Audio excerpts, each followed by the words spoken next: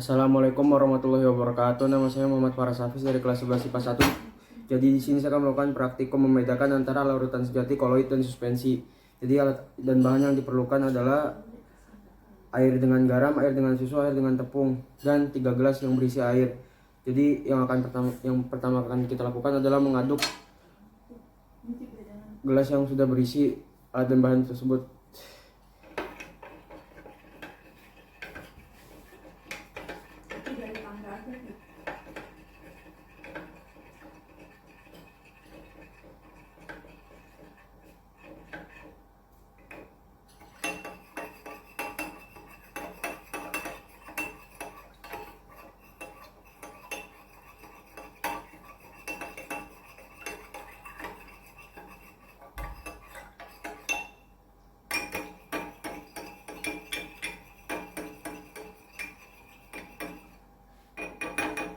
Jadi di sini ada 3 gelas. Gelas yang pertama berisi tepung terigu, gelas yang kedua berisi gula, dan gelas yang ketiga berisi susu.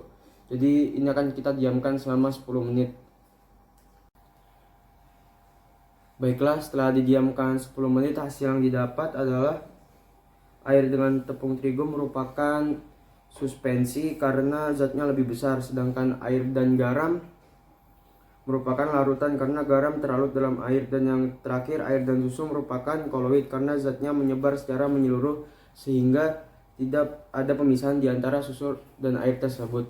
Sekian untuk praktikum yang membedakan antara.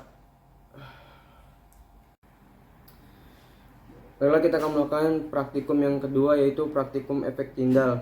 Di depan saya sudah ada 3 gelas yang berisi campuran air dengan tepung terigu, air dengan gula, air dengan susu. Selanjutnya kita akan melakukan praktikum efek Tyndall. Baiklah, kita akan melakukan percobaan pertama pada campuran air dengan susu.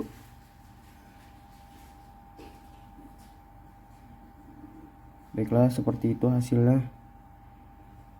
Campurannya menghamburkan cahaya atau memblokade cahayanya, jadi tidak diteruskan. Baiklah, yang kedua adalah campuran air dengan gula.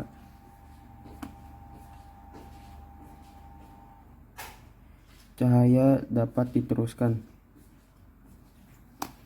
Dan yang ketiga adalah campuran air dengan tepung terigu.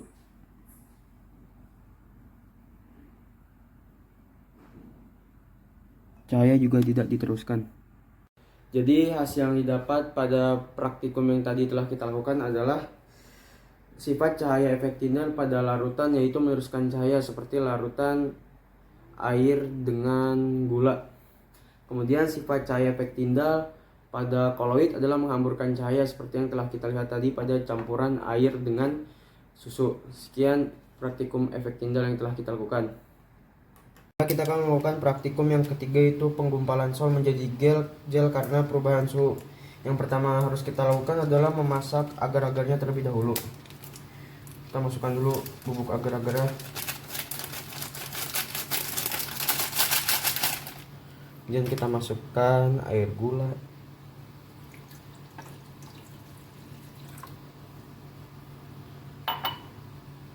Lalu kita menambahkan air sebanyak 700 ml.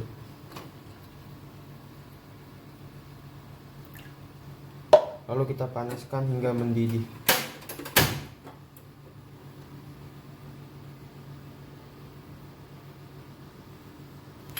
Lalu sambil dipanaskan sampai mendidih, kita aduk.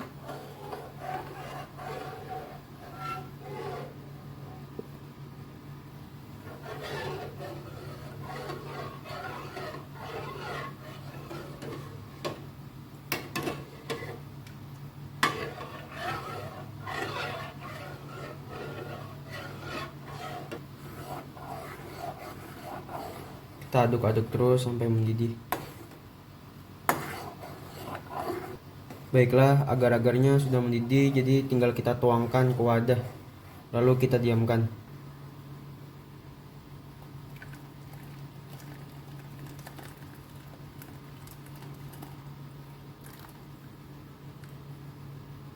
Baiklah, lalu kita diamkan sampai dia membentuk agar-agar. Kita tunggu terlebih dahulu. Ya baiklah, sudah selesai tadi agar-agar yang telah kita buat. Jadinya seperti ini pada agar-agar seperti umumnya, itu mengeras ya, sudah mengeras. Jadi kesimpulannya, agar-agar termasuk sol.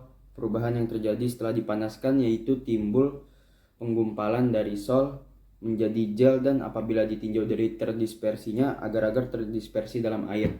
Sekian praktikum penggumpalan sol. Baiklah, di sini kita akan melakukan praktikum yang keempat, yaitu praktikum penggumpalan koloid karena perubahan keasaman pH. Jadi di depan saya sudah ada 100 ml susu. Lalu kita akan menambahkan 1 sendok makan cuka. Di sini sudah ada cuka. Langsung saja kita tuangkan cuka ini ke dalam 100 mangkok yang berisi susu terus ini.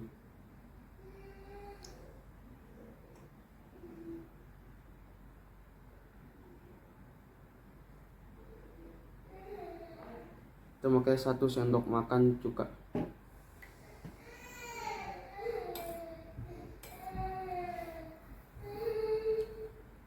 Baiklah, sudah kita masukkan cukanya. Jadi kita tinggal mengamati perubahan yang terjadi pada susu tersebut.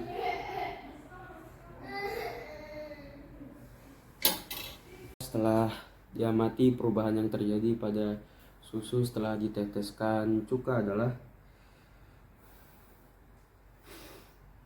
akan terbentuk gumpalan-gumpalan. Jadi bisa dilihat di sini susunya menjadi kental dan membentuk gumpalan-gumpalan. Hal ini bisa terjadi karena terjadi proses adsorpsi, di mana terjadi peristiwa penyerapan sesuatu zat sehingga partikel zat tersebut menempel pada bidang penyerapannya. Susu merupakan jenis koloid berupa emulsi. Jika diberikan tetesan asam, maka susu akan terjadi koagulasi membentuk gumpalan-gumpalan susu atau disebut dengan kepala susu. Jadi seperti ini hasilnya.